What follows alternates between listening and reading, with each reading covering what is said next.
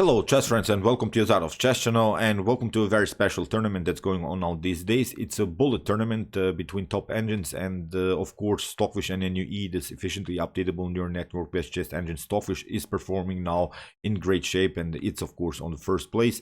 Stockfish NNUE has an incredible rating of 3,853 rating points in bullet chess, which is really incredible.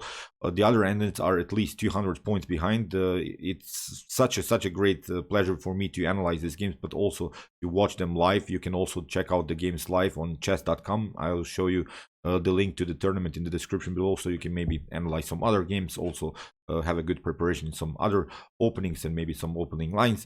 Today I decided to show you another great gameplay by Stockfish against this other top engine Ethereal, and really I don't want to praise so much Stockfish. I've done that many times in the past. I really don't want to waste your time, but Stockfish is really incredible, and in my previous two games that I've analyzed by Stockfish and NNUE, we have seen now this new component that Stockfish has, because it plays now also great positional chess. I think that component we have missed in some other games.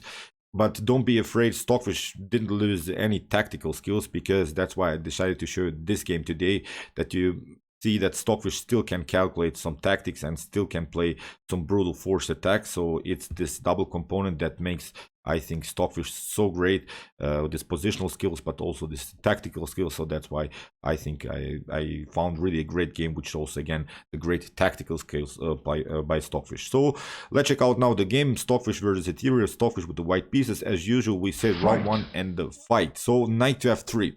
We have d5 by Ethereal, d4, knight to f6, e3. We have e6, and now a3, which is maybe a passive move, because you don't want to play so many outside pawns. You want to battle for the center. But here a3 is a preventing idea, because in some occasions black could go into the Ragozin setup with bishop to b4, and that's the new style of Stockfish, simply playing first positional chess and then strike back with some great tactics. So a3, really prophylactic idea. Okay, it can be sometimes a little bit lost of a tempo, but it's so far a great positional idea. So c5, we have c4 played by Stockfish. We have c takes d4, e takes d4, and now b6, developing simply the likes for bishop. Now knight to c3, and now bishop to b7. Here Stockfish plays a very interesting line with knight to e5.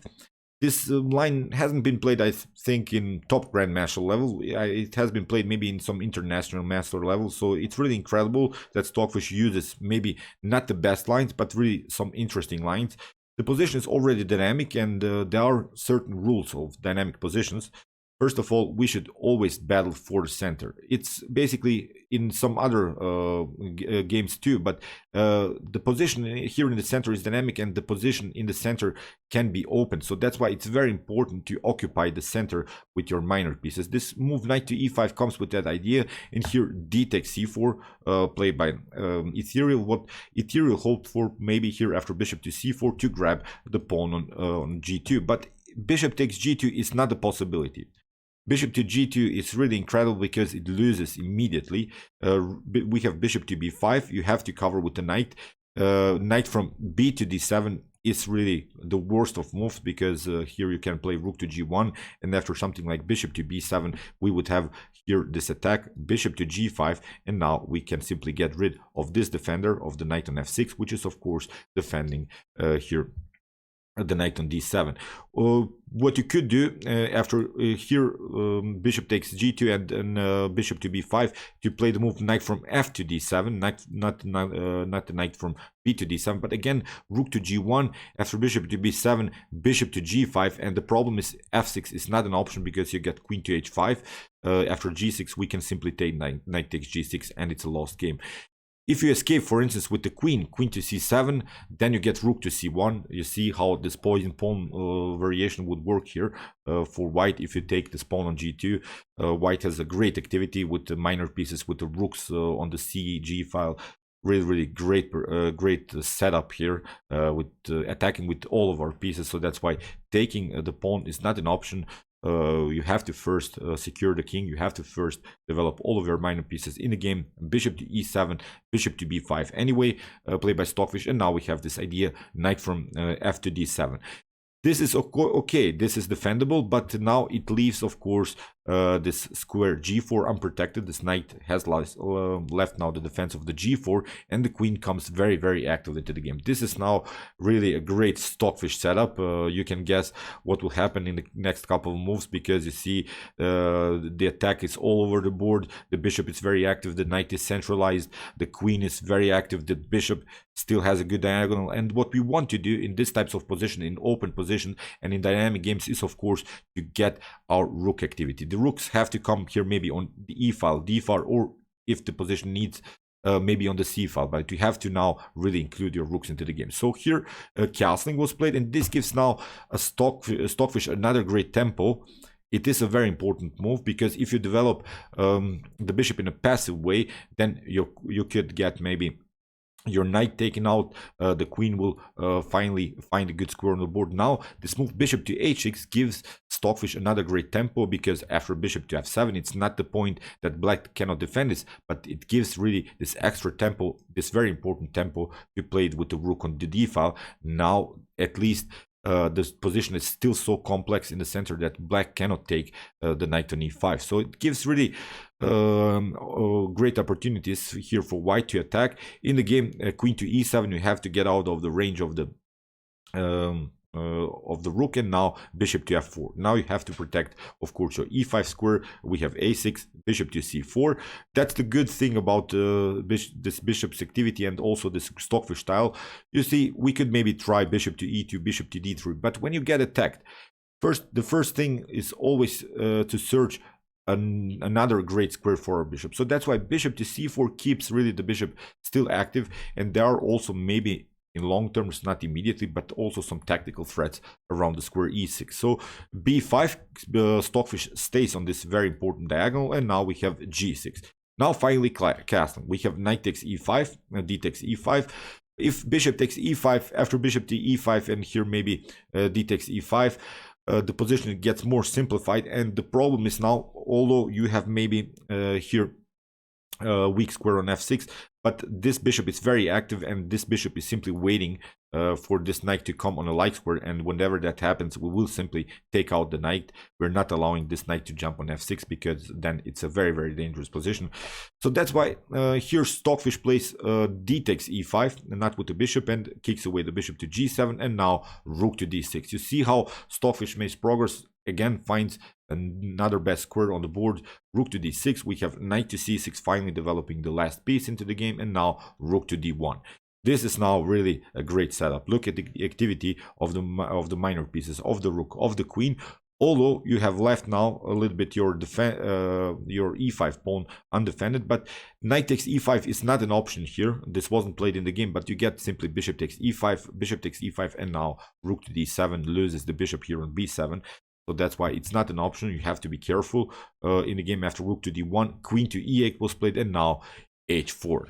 Here comes really a great move. Now finally Stockfish sacrifices the pawn, but the problem is now, if you could maybe watch the position a little bit deeper, the problem is now this crowded situation. I've mentioned that the crowded situation in one of my tactics videos. If you're familiar maybe with my YouTube chess channel more, I've created this series, how to spot chess tactics, in which we are searching for tactical ideas. When is it possible to feel the tactic sort of in chess game? And you see now, although it is a good defensive setup here, the bishop on g7, rook to f8, queen to e8, but it's really crowded around the king. So it gives now again black some headaches, because Stockfish will find a way to activate all of the pieces in the game. Finally knight takes e5, but it's not a problem, this extra pawn, because queen to g3 creates another tempo, another improvement of the position of the minor piece.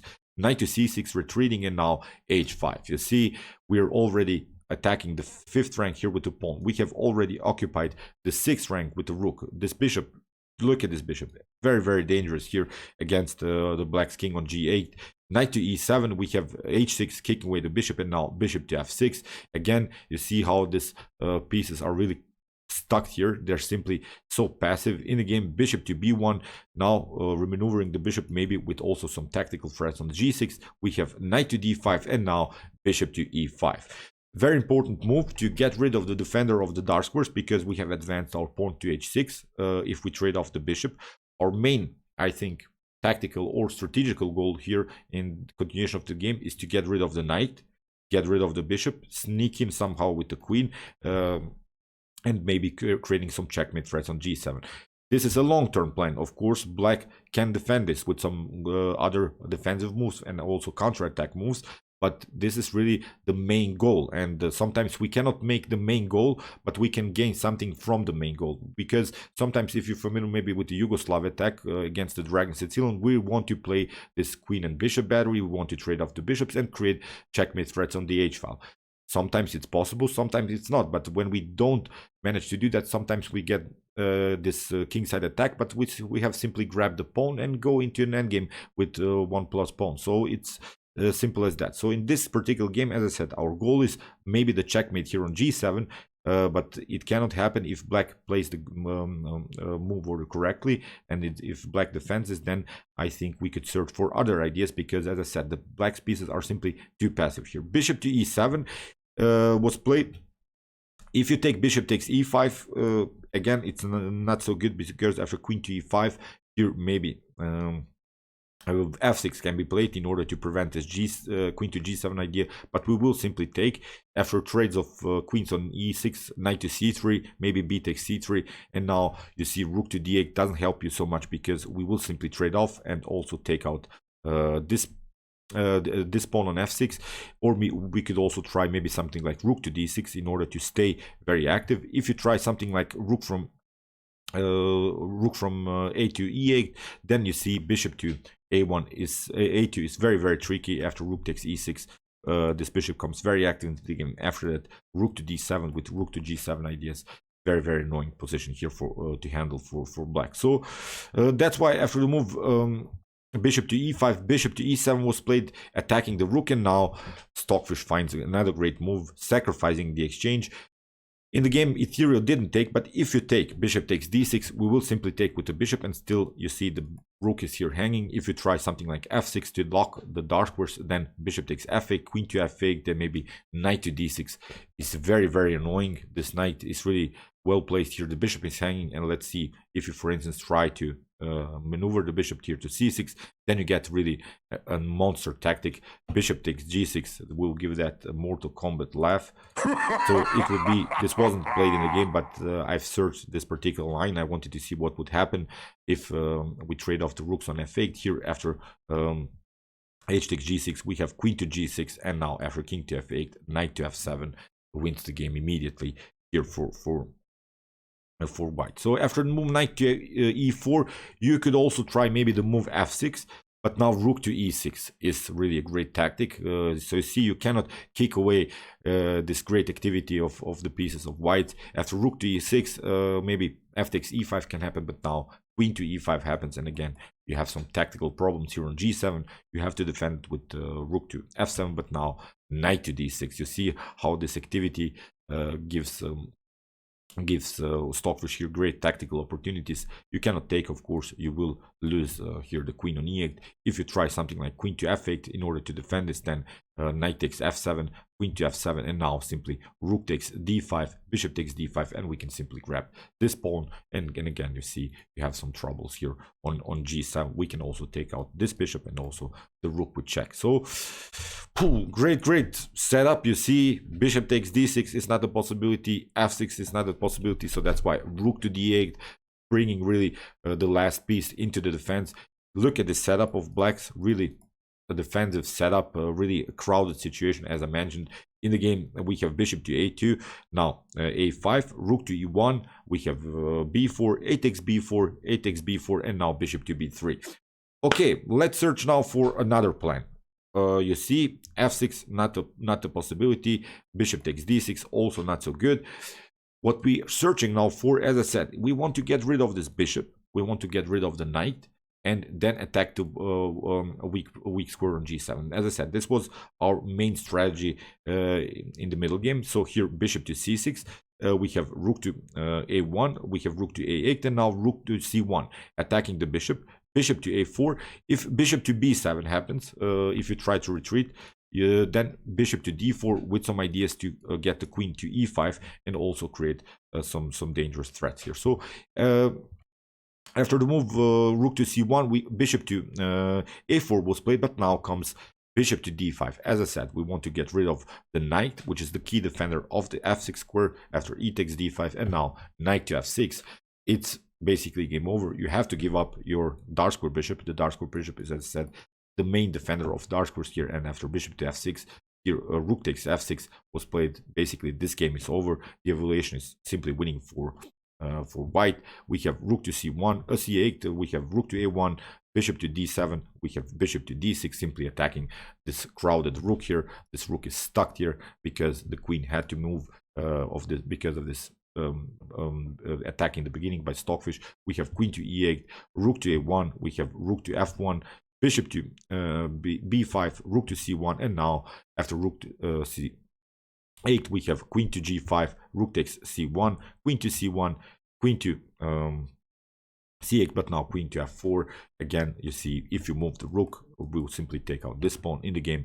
Queen to c4 was played, but now finally bishop takes f8, queen takes f4, rook to f4, king takes f8, but now this is now completely winning endgame here with rook to b4, bishop to a6, now f4, king to e7. Now, of course, the king has to move towards the center because we're now in an endgame stage. Rook to b8, king to c7, and now a great move played by Stockfish. Rook takes c8, and here Ethereal didn't even take, but even if you take the rook, we'll have this pass pawn. We can battle here 3 versus 3. Black is always deflected to this pawn, to the potential promotion here on b8, and now we can simply move up our king, take this pawn, and here promote another queen. So the game was prolonged for a couple of moves because in this computer chess champion rules, black doesn't have to give up the game, although the evaluation is here, I don't know, maybe mate in 20 or something like that, but it's really a winning game, of course, here for white.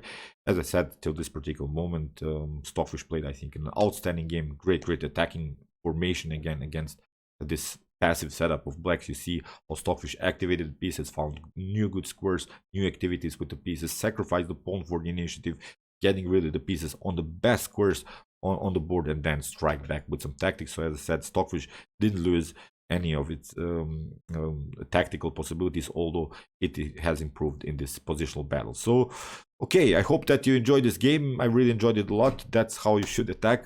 Of course, I cannot attack like this, no one can. Stockfish is really playing real great chess. If you want to see more brutal attacks and tactical and positional games like this, check out my commented chess games played by computers. And if you don't like maybe so much this computer chess game, check out my best chess games of all time series. And if you like this content, you can also subscribe to my channel. See you soon with some more videos, and chess is the best, of course.